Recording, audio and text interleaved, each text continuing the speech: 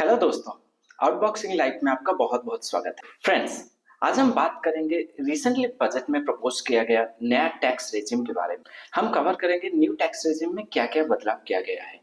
एक Apple to Apple comparison करेंगे 2020 का न्यू टैक्स रेजिम और 2024-2025 का न्यू टैक्स रेजिम के बारे में। इनमें हम आपको बताएंगे कि अगर आप एक सैलरीड एम्प्लॉयड हैं तो कौन सा टैक्स रेजिम आपके लिए बेहतर है, कौन सा टैक्स रेजिम आप चूज करेंगे जिसके वजह से आपको टैक्स रिफंड ज्यादा मिल सकता है। प्लीज वीडियो को स्किप मत कीजिए क्योंकि हम आपको पूरा जानकारी इस वीडियो में देंगे।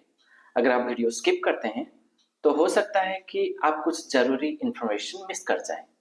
रिसेंटली 23 जुलाई में हुआ बजट में हमारा फाइनेंस मिनिस्टर श्रीमती निर्मला सीतारमन ने न्यू टैक्स रेजिम के अंतर्गत कुछ न्यू चेंजेस किए हैं। तो आज हम बात करेंगे उसी चेंजेस के बारे में और कंपेयर करेंगे कि 2020 बजट में क्या था और क्या चेंज हुआ है।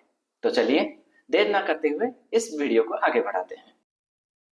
बजट में जो न्यू टैक्स रेजिम प्रपोज किया गया है उसमें 0 to 3 लाख आपको कोई टैक्स देना नहीं पड़ता, इसीलिए आपका टैक्स पेएबल 0 है। पर प्रीवियस न्यू टैक्स रेजिम में 0 to 3 लाख पे भी सेम टू सेम था, तो आपको वहां पे भी कोई टैक्स पे नहीं करना पड़ता। सो यहाँ पे कोई भी चेंजेस नहीं किया गया है। अभी का जो न्यू टैक्स रेजिम है वो सेकेंड स्लैब में 3 to 7 लाख पे आपको 5% टैक्स पे करना पड़ता है, जो कि करीबन करीब 20,000 रुपीज है। पर जो प्रीवियस बजट था वो कैप था 3 to 6 लाख रुपीज और टैक्स आपको 5% पे करना पड़ता था। तो यहाँ पे टैक्स पेबल 15,000 रुपीज हो गया है। तो आप यही सोचते होंगे कि अरे भाई यहाँ पे तो 5,000 कम देना पड़ता है, तो प्रीवियस बजट का 2020 बजट का जो न्यू टैक्स है वो सही था। पर नहीं, जरा रुकिए, क्योंकि 1 लाख कैप आपको जो प्रपोज टैक्स रेजिम में मिलता है ना, वो आपका 5,000 रुपीज सेव कर सकता है। कैसे कर सकता है वो हम आगे जाके देखेंगे।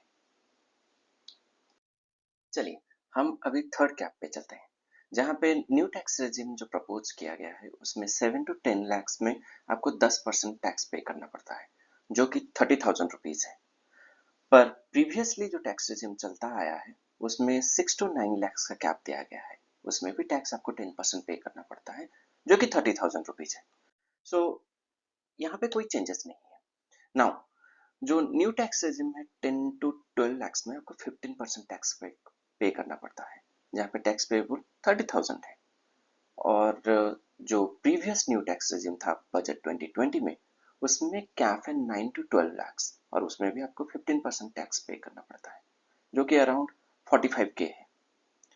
तो यहाँ पे आपने देख लिया ना कि प्रीवियस टैक्स रेजिम में आपको 45K पे करना पड़ता है और न्यू टैक्स रेजिम जो प्रपोज किया है उसमें 30,000 आपको पे करना पड़ता है। तो यहाँ पे आपको डिफरेंस मिलता है 15,000 रुपीज। बट अगर आपका इनकम 12 लाख तक ही है तो आप यहाँ पे तो 15,000 सेव कर दिए, और प्रीवियसली आपने जो 5,000 एक्स्ट्रा दिए थे जो कैप में, तो वो प्लस और माइनस हो गए 10 के, आपको आपका टैक्स सेविंग हो जाता है। न्यू टैक्स रेजिम में 12 to 15 लाख आपको 20% टैक्स पे करना पड़ता है, जो कि अराउंड 60,000 है। और न्यू टैक्स रेजिम में जो बजट 2020 में प्रपोज किया गया था उसमें 12 to 15 लाख आपको 20% टैक्स पे करना पड़ता है, जहाँ पे टैक्स पेबल आपका 60K है। तो यहाँ पे भी कोई डिफरेंस नहीं है, all are same to same. चलिए लास्ट कैप में जो 15 लाख और मोर टैक्सेबल इनकम है वो 30% टैक्स पे करेंगे। और न्यू टैक्स रेजिम 2020 में जो प्रपोज किया गया था वो भी सेम टू सेम है, 15 लाख और मोर आपको टैक्स 30% टैक्स पे करना पड़ेगा। सो ये भी सेम टू सेम है। चलिए हम इसे एक एग्जाम्पल लेके समझते हैं। ये है मिस्टर सनत, जो कि एक सॉफ्टवेयर इंजीनियर है और उनका टैक्सेबल इनकम है 7 लाख रुपीज। टैक्सेबल इनकम का मतलब है कि जो सारे स्टैंडर्ड डिडक्शन है, जो ईपीएफ है और ग्रेचुइटी है, ये बोनस है, वेरिएबल्स है, ये सब डिडक्ट करके आपका जो इनकम बनता है वही होता है आपका टैक्सेबल इनकम। तो मिस्टर सनत का टैक्सेबल इनकम है 7 लाख रुपीज। नाउ अब तक मिस्टर सनत पे करते आए हैं 0 to 3 lakh 0, 3 to 6 lakh 6 lakhs वो पे किए 15,000 और 6 to 7 lakhs जो है वो 10% पे किए हैं और वो भी 1 लाख का, सो 10 के। सो ऑल टोटल वो पे कर रहे हैं 25,000। नाउ मिस्टर सन्नत क्या पे करेंगे? जो बजट 2024-25 में प्रपोज हुआ है उनका taxable income same to same है, कोई भी डिफरेंस नहीं है, 7 lakhs rupees. Then 0 to 3 lakhs वो पे करेंगे नील टैक्स, मतलब कि जीरो। 3 to 7 lakhs वो पे करेंगे 20 के। सो नाउ मिस्टर सन्नत पे कर रहे हैं 20,000 रुपीज। सो देखिए, प्रीवियसली वो पे कर रहे थे 25,000 रुपीज, पर दिस साल ऑनवर्ड्स वो पे करेंगे 20,000 रुपीज। सो हो गया ना 5,000 का बचत। चलिए दूसरे एग्जाम्पल के देखते हैं। ये है मिस कृतिका। मिस कृतिका का टैक्सेबल इनकम है 16 lakhs rupees.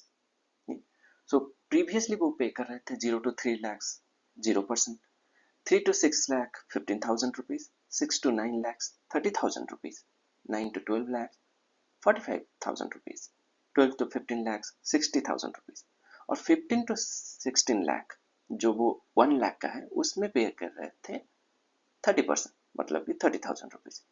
So all total वो आज तक पे करते आए हैं 1,80,000 रुपीज।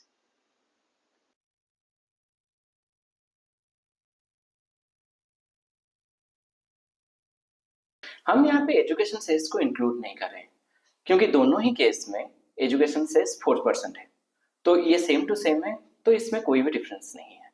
एक ध्यान देने वाली बात ये है कि न्यू टैक्स रेजिम में जो है ना, उसमें स्टैंडर्ड डिडक्शन ना के बराबर है। ओनली स्टैंडर्ड डिडक्शन 80TTB ही कंसिडर किया जा सकता है, जिसके दौरान आप एटमोस्ट 75,000 की बचत कर सकते हैं। आप हाउस रेंट अलाउंस दिखा सकते हैं अपना स्टैंडर्ड डिडक्शन में।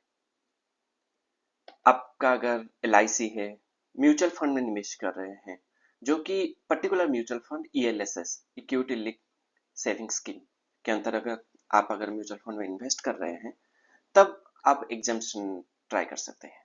या फिर आप अगर बैंक में फिक्स डिपॉजिट रख रहे हैं या फिर पोस्ट ऑफिस में फिक्स डिपॉजिट रख रहे हैं सेविंग स्कीम के अंतर्गत, जो कि होता है करीबन करीब 5 years वाला FD, तो भी आप स्टैंडर्ड डिडक्शन के लिए एलिजिबल हैं। अगर आपके पास नेशनल पेंशन स्कीम है NPS तो भी आप उसे टैक्स एग्जेम्पशन में दिखा सकते हैं। लीव ट्रैवल अलाउंस, कंपनी की तरफ से आपको लीव ट्रैवल अलाउंस मिलता है, जो कि होता है डोमेस्टिक ट्रैवल और 4 years में 2 times, मतलब कि 2 years में 1 time आपको शो करना पड़ता है। अगर आपका कोई मेडिकल एक्सपेंडिचर है अपने लिए या फिर पेरेंट्स के लिए, तो भी आप वो शो कर सकते हैं। Interest paid on electric vehicle, अगर आप एक इलेक्ट्रिक व्हीकल परचेस कर रहे हैं, उसमें जो इंटरेस्ट लगता है, जो लोन कर रहे हैं उसके ऊपर जो इंटरेस्ट लगता है, वो भी 1.5 लाख तक आपको छूट है। Donation to the political party और NGO, आप अगर कोई NGO को डोनेट कर रहे हैं, पॉलिटिकल पार्टी को डोनेट कर रहे हैं, तो भी आप ये सब दिखा सकते हैं ओल्ड टैक्स रेजिम के अंतर्गत। फूड कूपन भी आपको मिलता होगा, सोडेक्सो, ICICI कार्ड, एक ढेर सारी मिल्क कार्ड्स हैं जो कि कॉरपोरेट सेक्टर में टाइड अप हैं। तो आपका ऑफिस अगर आपको फूड कूपन प्रोवाइड करता है जो कि 1100 रुपये या फिर 2200 रुपीज, वो भी आप डिडक्शन में शो कर सकते हैं। लास्ट में आता है medical insurance for self and dependents. आप अगर कोई मेडिकल इंश्योरेंस परचेज किए हैं अपने लिए या फिर अपने डिपेंडेंट्स के लिए, तो भी आप इसे शो कर सकते हैं अपना अपना टैक्सेबल इनकम जब आप कैलकुलेट कर रहे हैं। ये सब चीज, ये सब हेड में जो आप पैसा खर्च कर रहे हैं उसे आप सेपरेट कर सकते हैं और आपका टैक्सेबल इनकम जो है वो आपका डिडक्ट हो सकता है, वो आपका कम हो सकता है और आप ओल्ड टैक्स रेजिम में ज्यादा सेविंग्स कर सकते हैं।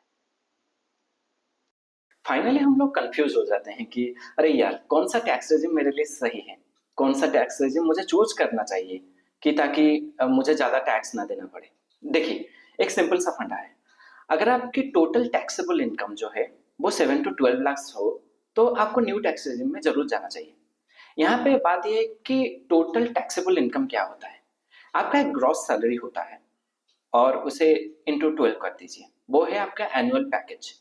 एनुअल पैकेज से आपका फूड कूपन जाता है, आपका पीएफ डिडक्ट होता है, आपको वेरिएबल बोनस ये सब मिलता है। तो ये सब डिडक्ट होने के बाद जो भी आपके पास बचता है वो होता है आपका टोटल टैक्सेबल इनकम। तो अगर आपका total taxable income 7 to 12 lakh है तो न्यू टैक्स रेजिम आपके लिए फायदेमंद साबित हो सकता है, क्योंकि न्यू टैक्स रेजिम में जो है ना, उसमें कोई भी इन्वेस्टमेंट डिक्लेयर नहीं किया जाता।